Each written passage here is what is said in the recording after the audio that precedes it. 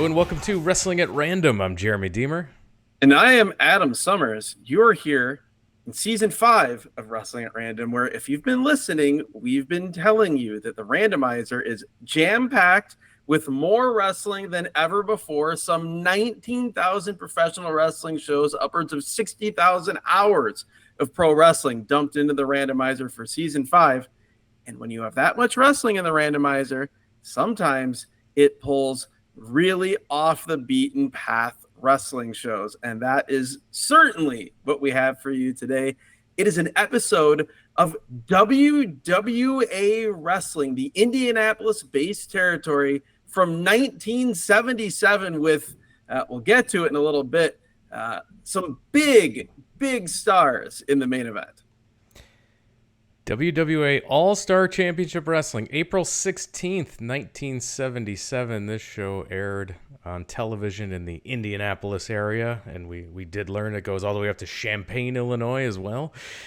So this is the territory made famous by Dick the Bruiser, and we've talked about other territories of the 70s before. We've seen a lot of things in the 70s. WWA was not something, the Indianapolis territory, not something that I had any exposure to.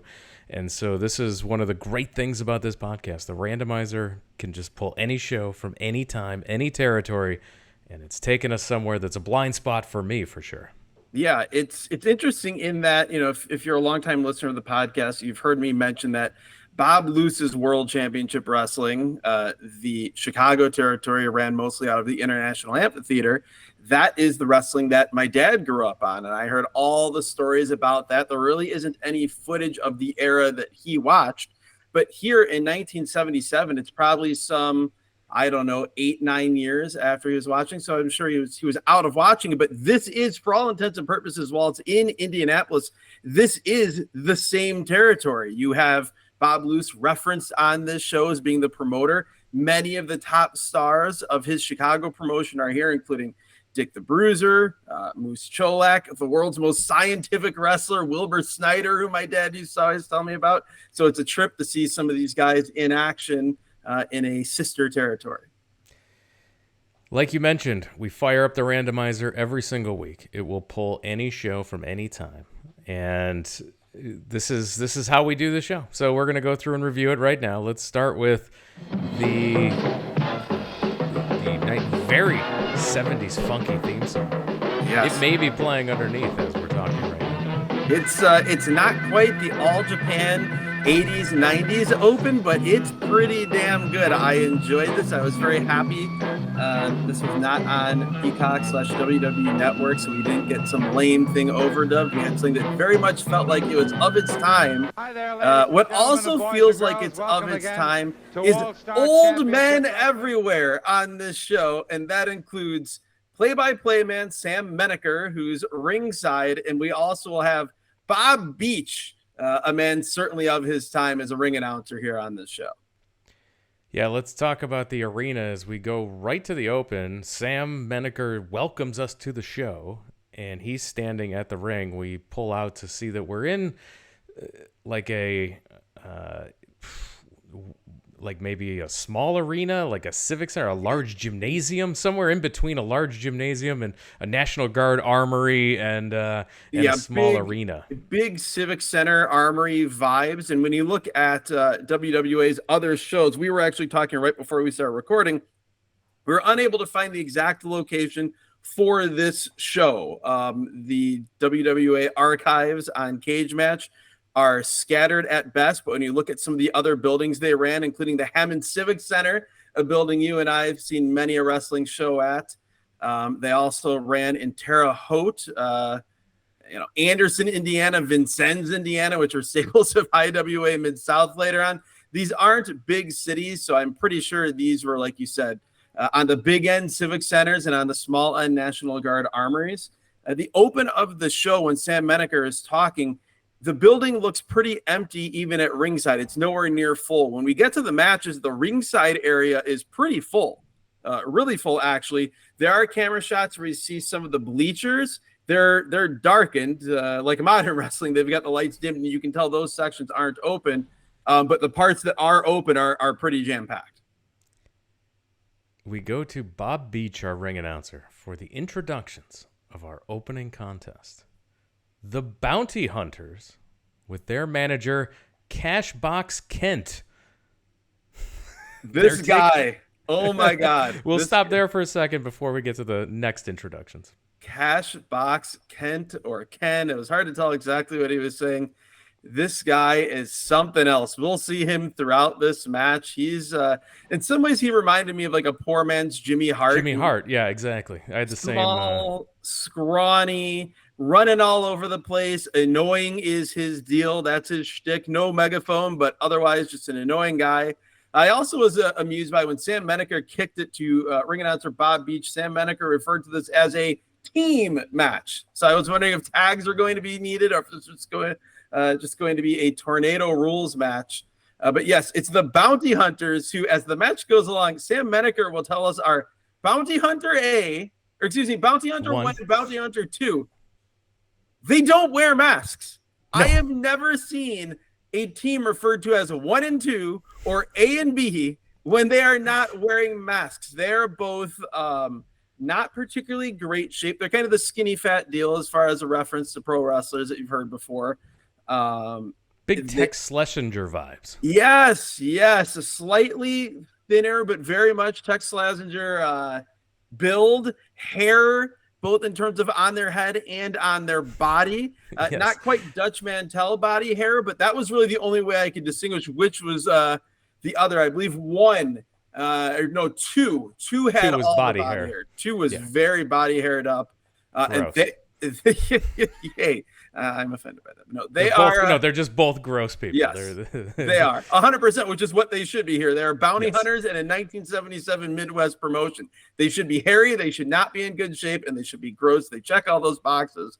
They're taking on the Golden Boy Paul Christie and his partner, a name that we're certainly familiar with, even though I don't know if we've actually ever seen him in the ring. Maybe he's been on one of these old shows. Dominic DeNucci. Dominic DeNucci. You will describe, I'm sure, the hilarity that ensues during the ring announcement for Dominic DeNucci. So Dominic DeNucci is well known in the Chicago area, longtime wrestling trainer, put on a bunch of indie shows here. I mean, some of the first indie shows I ever went to, those were all around you just knew Dominic DeNucci. I don't think I've ever seen him wrestle. Big star wrestler, even, back then in the Midwest. Like, this is a guy who everyone involved with this show should have known who he was. Very well known. In fact, we're told the first thing we hear from Sam Menaker is that he's one of the greatest wrestlers in America. But our ring announcer, Bob Beach, has no clue who this man is, as he announces him as Dominic, long pause, looks at him awkwardly. Everyone laughs very nervously in the ring. He has to ask for the pronunciation, and then he says, DeNucci. To which he then announces Dominic DeNucci. Horrifying and appalling that he did not know who this man was, as we're told how big of a star he is. Yeah, it made... Can't happen. No, that cannot happen. It made this look small time. It made DeNucci look like he wasn't a star. It made Sam Menaker... Oh, he was pissed. You could just see him boiling over while trying to stay calm. Like, he was not violently angry, but if you're familiar with relatively calm people who are angry and hide it fairly well, that is what Dominic DeNucci was trying to do here. But it made him not look like a star. It made Sam Menaker immediately look like a geek of an announcer who has no credibility, because he was just telling us how big of a star DeNucci was. I was simultaneously angry at Bob Beach and also mortified for him, because that's just horrifying. It's just the worst nightmare of someone having to do that job. And then really throughout the rest of the match, which obviously we're going to describe the action, but the rest of this match, Sam is both trying to still get over even more aggressively how big of a star Dominic DeNucci is and describing all of his exploits, and then also calling out Bob Beach, hilariously, seemingly actually getting his name wrong and calling him Bill Beach, and then having to correct himself and say it's Bob Beach, but then subtly burying, I guess not subtly burying Bob Beach, as he says that Bob speaks 7 languages fluently, but apparently Italian isn't one of them. I'm not buying this. Bob Beach speaks 7 languages. Not buying it. I'm barely buying that he speaks 1. Yeah. So the match begins. Christie and DiNucci are working over an arm of the bounty hunters. Well, let's describe Paul Christie for a second, because Paul Christie, I would have, like, here's my description of Paul Christie. He is Kevin Von Erich with 0 of the charisma or wrestling ability of Kevin Von Erich, in that he looks like $1,000,000, and he's a guy who I can imagine everyone in the locker room being like, why does that guy hit so damn hard? He's just a baby face. Like, everything he does is awkward and 3 times more stiff than it needs to be. We'll get to we'll get to that. Put a pin in that because we're going to come back to it in a little bit. You've got Cashbox Kent jumps on the apron to be annoying. It doesn't matter. Doesn't lead to anything. Christie continues the attack. It's domination by Christie and DiNucci this whole match. Christie knocks one bounty hunter into the other, and then Christie starts throwing these punches. So I assume one of the bounty hunters said, pull back on these punches a little bit because you're laying them in. And Christie starts throwing some of the most god-awful punches, missing by miles, that I've ever seen. He's missing by a mile every time. And I'm so used to seeing good 70s punches that this was jarring to see bad punches like this. Yeah, if you're a wrestler in the 70s or into the early to mid 80s and you can't throw a good punch, what use is there if you have nothing else? Like, he has no charisma. He doesn't look cool. No. He can't throw a punch to save his life. The other thing we should just note from Fashion Corner is that we are firmly in the era of no elbow pads, no knee pads, and no wrist tape. That's only acceptable in modern times if you're a young lion. I give all these guys a pass because they're old. This is an old show, but it is jarring because I hate this look. Terrible look. Christie finally is cut off as the bounty hunters double team him in their corner. Cashbox Kent even gets some cheap shots in on the outside. Children are shrieking to get the referee's attention. And then Christie gets sent off the ropes. But he defies wrestling physics and stops coming off the ropes to just turn and tag in DiNucci. So weird. So weird. He's just like, I actually need to look up Paul Christie and see how long he had in the business to this point. He comes across like one of those guys. Honestly, to me, he's like one of those guys in those late 80s, late stage, either dying territories or new territories that would pop up and last a month or two, or they'd bring in some guy who was like in his early to mid 20s, looked great in the gym, had maybe trained for 2 weeks, and then they tried to tell you he was the next big star in wrestling, and you're like, no, absolutely not. Let's see. I will find out what Paul Christie's deal is. I'll tell you what happens here is he came off the ropes, defies wrestling physics by not bouncing off the ropes, instead just turns, tags in DiNucci. DiNucci runs wild, and the people love it, and I love it. He was great on this comeback here. DiNucci was awesome. He's throwing overhand double chops. He's throwing punches, and Christie comes back in to ruin the fun. Kent outside the ring trips Christie as he's coming off the ropes. He falls face first. One of the bounty hunters drops an elbow and gets the pin. The bounty hunters win this match after doing next to nothing the entire time. This was such a strange match, such a strange pace. The fact that you had the babyface team with one legit star dominating the heels the entire match, and then the heels just get a very cheap, like you said, you described Cashbox Kent doing Cashbox Kent things, leading to the victory here. I found, so you prepare to be offended. Again, this show took place in 1977. It did. At this point, Paul Christie was an 18-year veteran of professional wrestling. Impossible. 18-year veteran. There are 2 comments about Paul Christie on Cage Match. I am going to read them both. 1, Paul Christie was quite a technical wrestler, and he had a brilliant physique. Unfortunately, WWE just decided to use him as a jobber, which was quite sad. A 6.0 rating for this match. The next one, Is This Wrestling, which definitely deserves several question marks, I feel like, from this user, considering what he just said here. He gave him an 8.0 rating as a professional wrestler and said, quote, Christie could cut an amazing, psycho, egomaniac style promo, and I appreciate that. Regardless of his WWF failures, for which he can't really be blamed, though his appearance on TNT is one of the most hilarious moments in wrestling history. So we need to find Paul Christie on TNT. He actually just passed away at 82 years old in 2021. He wrestled for 31 years. His last match was in 1990. Wow.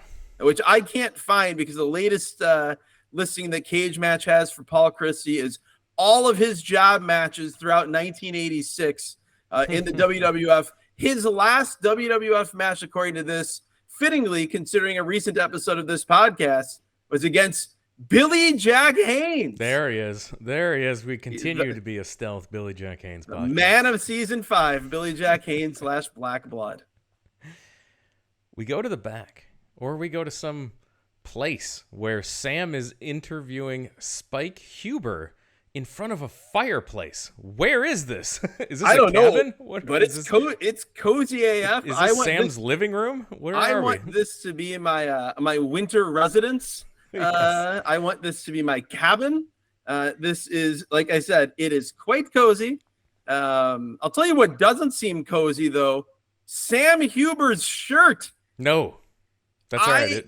If you told me that was not his shirt and that his skin had just formed in the cut and shape of a polo shirt, I would believe you. He is jacked.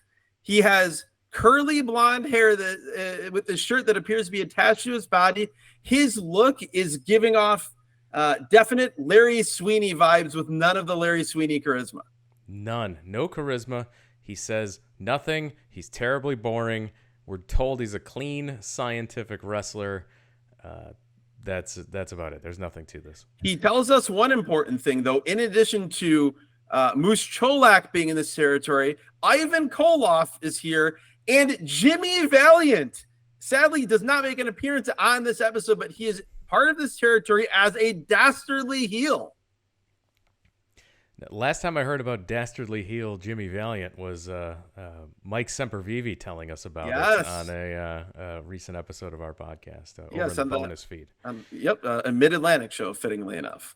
Yeah, if you subscribe to the bonus feed, you get another 140, 150 extra episodes that aren't in your free feed. All you got to do is go to patreon.com/wrestlingatrandom. That's where we have all of the additional bonus content, including we reviewed an episode of Mid-Atlantic with a friend of the podcast, Mike Sempervive. So yes, we have guests every once in a while over there. We've had Mike Sempervive doing that Mid-Atlantic episode. We also had a close, longtime personal friend, Dr. Keith Lipinski, to give inside insight on his time with Wrestling Society X as an epilogue to, I believe it was our Wrestling Society X episode 3 show review that we did. So there's some great stuff over there.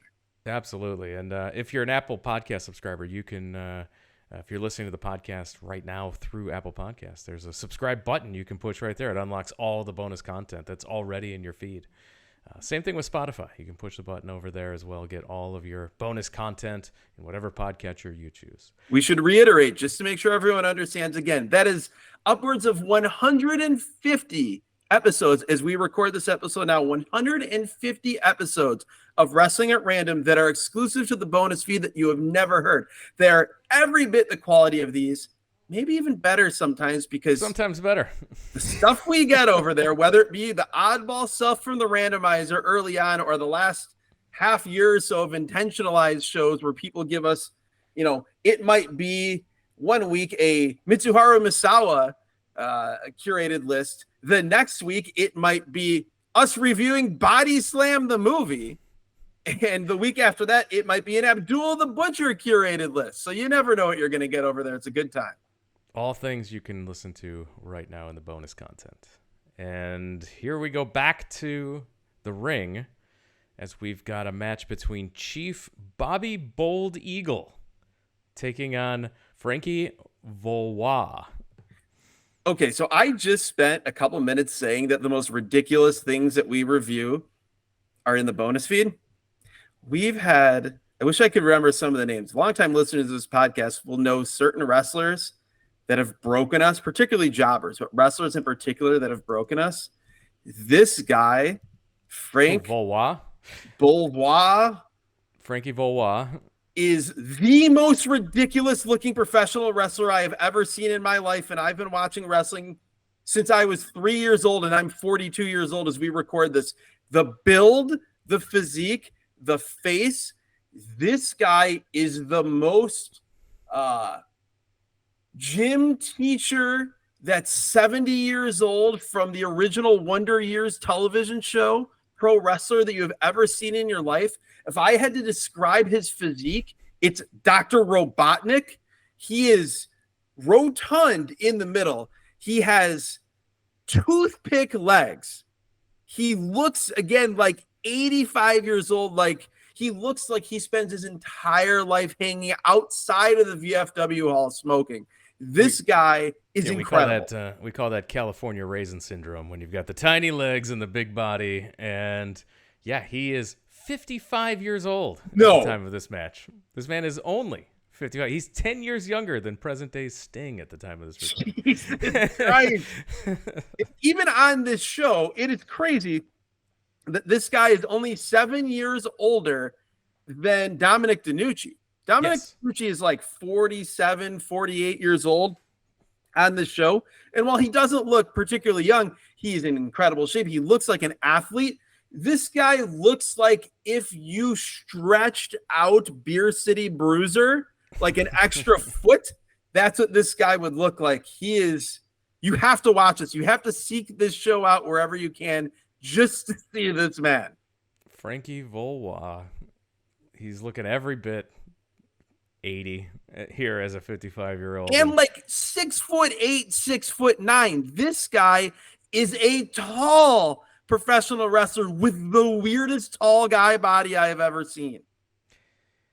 He just puts on a front face lock to start the match. He keeps pulling hair to maintain the hold, punches and kicks. This guy is horrible and boring. He's the horrible. Coolest thing he did was throw a kidney punch. That was cool. I was like, all right, that's fine. But then he puts on a like the trapezius nerve hold. So he's just grabbing your trapezius muscles and squeezing. And Sam tries to make this sound cool by calling it a double carotid clutch. I love it. It definitely is not a double carotid clutch. No, I don't think this is affecting the carotid artery whatsoever. But it was an admirable effort here from Sam Menaker to try to make this sound good. Again, this, as far as like a guy who was trained, I assume, and was a star to some level in this area. He wrestled a long time. He was a wrestler like all over. He came from Montreal and did a bunch of stuff. Yeah, like he's he's been a wrestler for a while. I don't understand. The worst wrestler we've seen on this podcast that has any actual pedigree of being a professional wrestler. But we should mention also Bobby Bold Eagle, by the way. Chief Bobby Bold Eagle is just every fake Native American wrestler from the 70s, 80s, and 90s that you've ever seen in your life. He fights back with like chops and knee strikes, and I'm like, both these guys suck. Oh, they're terrible. I immediately was having flashbacks to 70s New York territory that we've seen. I'm like, this is that bad. No, this is worse. We need to apologize to Killer Khan and Iron Mike Sharp and Blackjack Lozanza. Blackjack Lanza, but if you're an old listener, you'll know what we're talking about. We say Blackjack Lozanza. Those guys looked like Tiger Mask versus Dynamite Kid compared to old Frank here and Bobby Bold Eagle.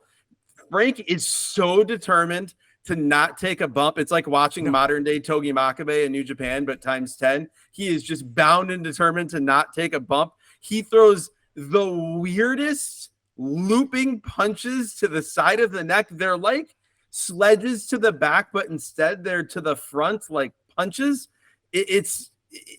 We can't describe well enough without you going back and watching this show to see how terrible this guy is. I believe this show is on YouTube, if I'm not mistaken. At the time of this recording, it is available on YouTube. Bold Eagle hits a double chop to the chest, and this knocks Valois down for the first time in the match, and he gets the pin right here. Thank God that's finally over. What a worker also. This guy, like Bobby Fish against CM Punk on AEW Dynamite, kicks out at like 3.0001, immediately stands up like he took no damage, and just gets out of the ring and walks to the back. This guy is something else. We go to the back, or the cabin in the woods where this is being filmed, somewhere cozy for Wilbur Snyder. Yes! Wilbur Snyder, we're told he's the world's most scientific wrestler, and he's interviewed in front of the fireplace, and he basically says, you beat the bad guys the best way you know how. This guy looks 1,000% cooler than Spike Huber did standing in the same room. Yes, this is a legitimate star. He's got wacky 70s hair for sure, but this is a guy that's actually a guy. He is something. He's the guy, at least in this territory, in this region, that they credited with being the creator of the figure 4 leg lock. And like I said, I just remember my dad as a kid telling me about Wilbur Snyder, the world's most scientific wrestler, and the figure 4, and him going against the likes of all the dastardly heels that he references here, like Ivan Koloff and Jimmy Valiant. I want a Wilbur Snyder match. I want to see the technical. Everyone else is no one else is claiming to be the world's most scientific wrestler. So I want to see what that looked like in the 70s. I want to see that. I've never actually seen a full Wilbur Snyder match, which is insane to me. So hopefully, whether it be the randomizer or one of our intentionalizers over on the Patreon, on the bonus feed, hopefully someone brings us that at some point. We go back to the ring for another guy I don't think I've seen a full match from. Sailor Art Thomas in the ring. And he's taking on Jose Pantera. Yeah, Sailor Art Thomas is another one of those guys that I remember, like, in the magazines in the late 80s into the 90s, like when they'd have way back when sort of features, you'd see a picture of him, or you'd see his name on like a classic match results card listing. I don't think, like you, I don't think I had ever seen him in the ring before, so I was intrigued and excited to see what we were going to get here with Sailor Art Thomas against a guy in Jose Pantera who looks delightfully pathetic. Well, Sailor Art Thomas, when he takes off his bathrobe that is his entrance gear, he looks like a god of a man. This guy is jacked, sculpted out of granite. He also has what I would describe, if you're a modern New Japan fan, of he has Oscar Loib body, in that he's maybe 6'8", and about 6'4" of that are his legs. And he's just got a tiny little torso, but this dude is huge. Huge. I had no idea how jacked in the physique that Sailor Art Thomas had. I was blown away when he takes his robe off. He's this guy, and quite the contrast to doughy Jose Pantera here. Which is what you want. You want that contrast, 100%. And we got it here. Thomas offers a handshake. This is refused by Pantera. And then Thomas goes to work. He's working him over. Pantera tries to get some cheap shots in, but Art Thomas is no selling any of this. We get a test of strength where Thomas breaks him down quickly, stomps on the hands, and then he tries to do it again. This time Pantera tries to stomp on Thomas's hands, but he moves his hands away too quickly. This was great. It's one of those things that you notice when you start watching these 70s shows. We've talked about it, that 70s into the early 80s, one of the hallmarks, and it's almost anywhere, whether it was in Japan, here in the US, even those World of Sport matches, which were a different universe in terms of the style of wrestling, but they all had in common was the repetition of spots. A guy would do a spot, then he'd do the same spot again, and then the third or fourth time he would do it, it would get countered, and then the heel would go and he'd try to do the same spot. We definitely see that here. So Pantera tries a move off like a head and arm choke, but Thomas just shrugs him off easily. It was wild to see him doing a modern MMA head and arm choke here in 1977 to Sailor Art Thomas. He tries a single leg takedown. That gets blocked as well. Thomas is just dominating. He can't be moved. Nothing is hurting him. He's dominating this match. He slams Pantera down. He hits a couple big headbutts, and he doesn't let Pantera fall. He holds him even though he's out on his feet, hits a final headbutt, and Sailor Art Thomas easily gets the victory.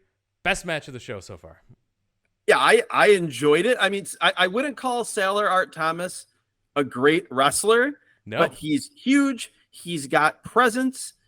He also refused to take a bump, which desperately makes me want to see him against old Frankie from the last match, just to see what that would look like. But no, it was fun for what it was. It was slow, but we got to see Sailor Art Thomas do Sailor Art Thomas things to a pathetic looking but somewhat skilled jobber, which is always a nice combination. From there, we go to commercial break. We come back, and I'm sad, by the way, commercials were cut out because I can only imagine what 1977 Indiana commercials on a wrestling show like this would have been like. But we're back in the log cabin or whatever it was. And Sam Menaker is telling us that coming up tonight in Terre Haute, Indiana at the National Guard Armory, it's a coal miners battle royal. I have no idea what this is. A coal miners battle royal. I started to use my deductive reasoning as he explains kind of what's going to happen. Spike Huber's back. Yeah. He's shirtless this time, so he was. That answers an important question for us. So can that shirt come off? We didn't see if they had to bust out the scissors to get him out of it. I assume it just burst off because it was too tight and just completely evaporated because it was just stretched to the max. That's very disappointing that we didn't get that. They didn't have picture-in-picture during the commercial break or something, so we could have seen that. Spike Huber's in the match. He's going to be in this Coal Miners Battle Royal. Oh, I have the entire listing for who's in the Coal Miners Battle Royal. I can give it to you right now. Yeah, let's run through the rules that as I've kind of figured out, and then we'll run through who is in it. It sounds like you get $2,000 if you win. You need to throw the guys over the top to eliminate them, just like a regular battle royal. But there's also going to be a pole with a coal miner's glove on top of the pole. So you can climb the pole, get the glove, and use it in the match, I think.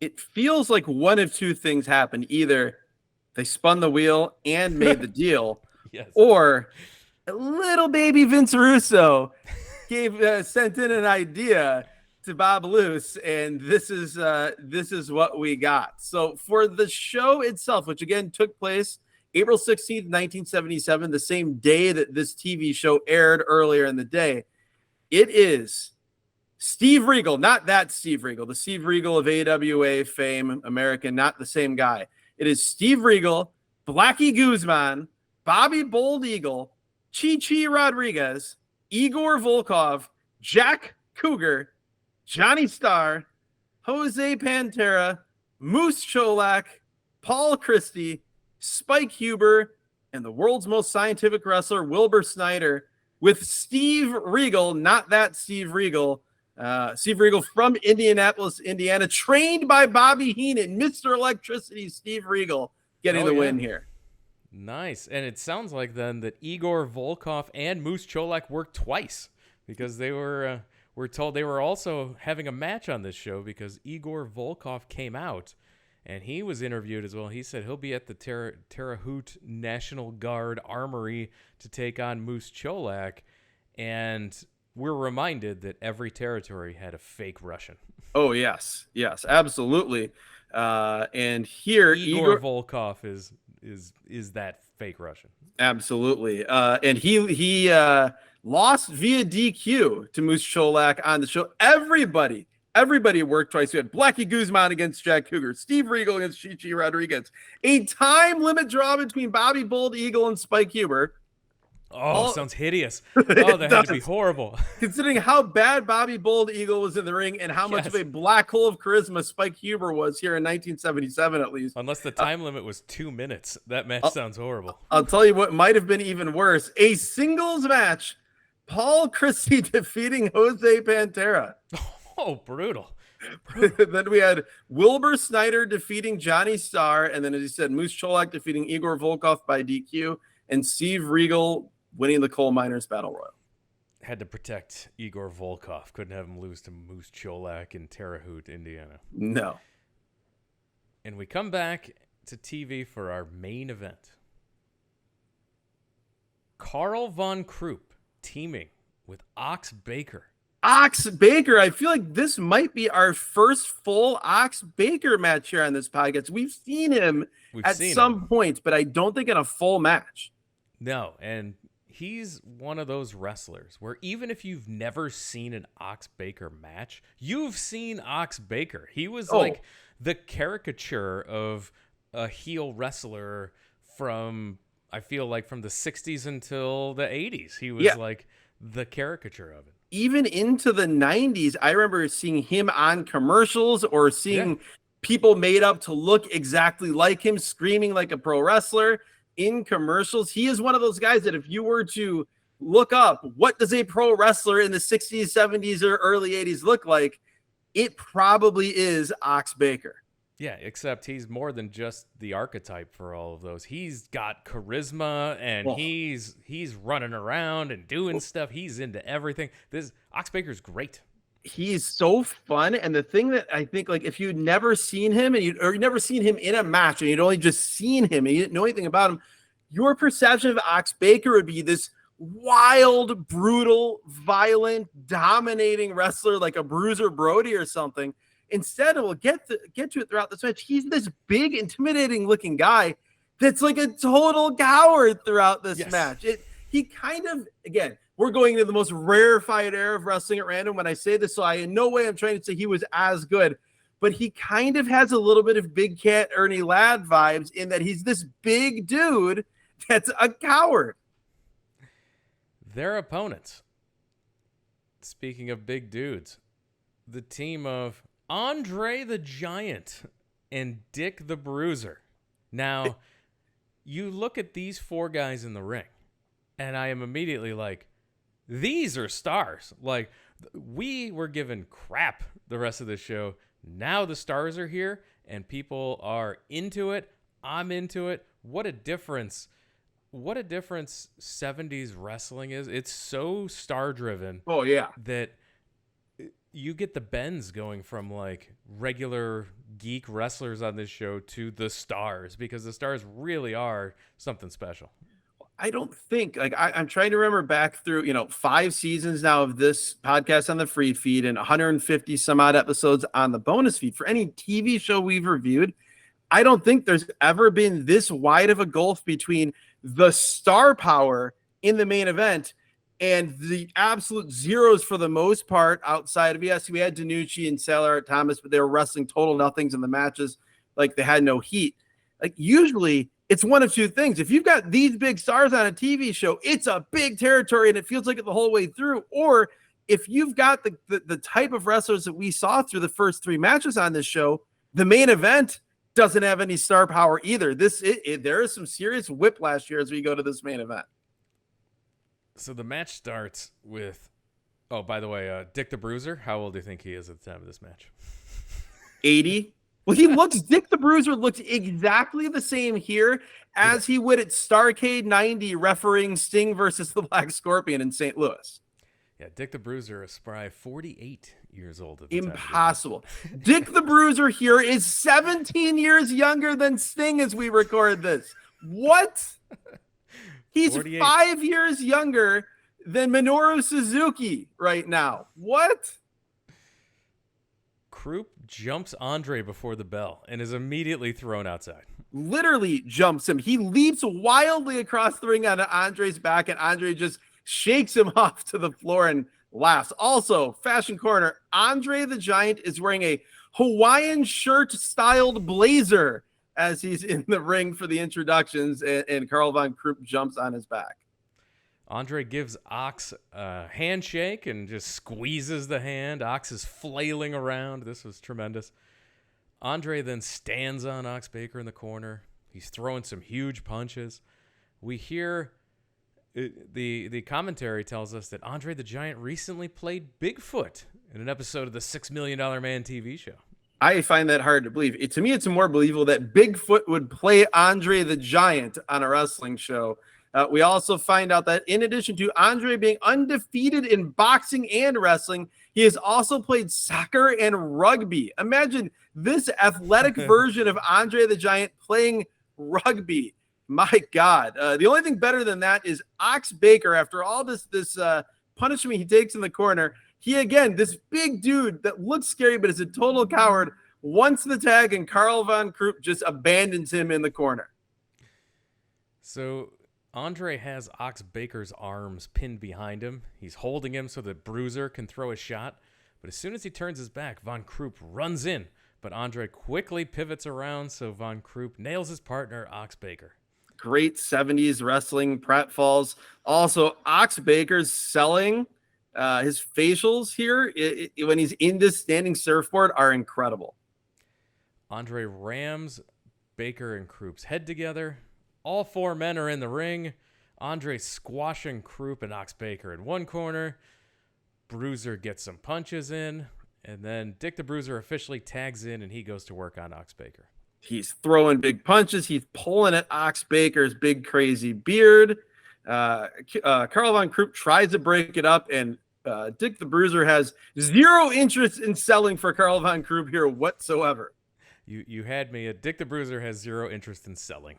I believe that is the title of the biography of Dick the Bruiser. A legend, a man who has a statue. There's a statue of Dick the Bruiser in Milwaukee, a Midwest legend, whether it be Milwaukee, Chicago, Indianapolis, St. Louis. But my God, this guy, you talk about star power and charisma versus in-ring. Dick the Bruiser is maybe only Big Daddy is a guy who you could say is more of that, like, absolute nothing in the ring, but it doesn't matter because the fans see him as a god, and he's just got so much charisma. Bad guys double team Dick the Bruiser in the corner. Andre has seen enough, and a headbutt sends Ox outside. Von Krupp still working over Dick the Bruiser.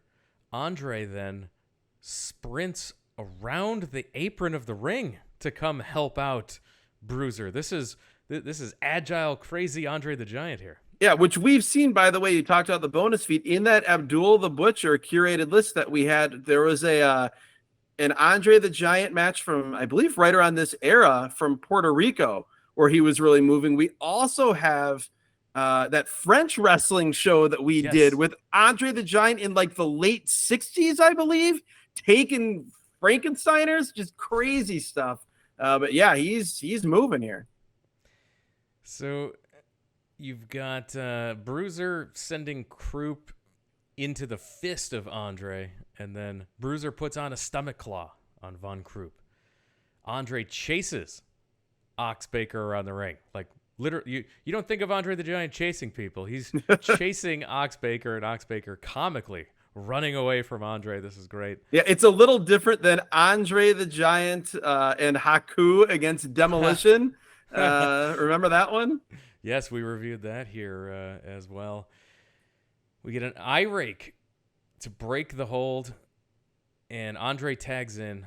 He's grabbing the legs like you're gonna set up to work the knee by like dropping down and dropping an elbow onto the guy's knee. Andre instead leaps, and he drives his entire body onto the knee of Von Krupp a couple times. It's so wild to see Andre the Giant, like, just knowing what your memories are of Andre the Giant in later years, barely being able to move. To your point, he's got his opponent on the mat. He's holding one leg, and then he runs while holding the leg and leaps into the air and goes full body weight onto the leg. He does this multiple times, and I'm glad he did, because I needed to see it at least twice to believe what I saw the first time. And so we were going nuts on our couch. The people were going nuts seeing it live. These people were dead the entire show. This they're going nuts for. Yeah, this match and that moment in particular, but this whole match, everyone is up, standing, screaming, jumping up and down, damn near rushing the ring. This is a scene. Ox Baker grabs Andre by the hair and is attacking him from the outside. They're double teaming Andre in the corner. Ox tries to come off the middle rope but gets caught into a bear hug by Andre. I did not have Ox Baker going Bill Watts era WCW high flying second rope. What he was going for, I don't know. Bruiser attacks Von Krupp. Ox is fighting for his life to get out of this bear hug, Yes. and he finally tags in Von Krupp. They double team, dumping Andre the Giant over the top rope to the floor. They're double teaming Dick the Bruiser now. People are on their feet. They're going crazy like you described. And I'm told by our commentator that we're out of TV time. No, you did not manage this time well at all, TV. This is terrible. We camera starts to pan out. We get a larger shot from as if we were in the arena to fade to black. We don't know how it ended. We were just terrible time management. Awful. I wanted more of this, less of everything else on the show. This was by design.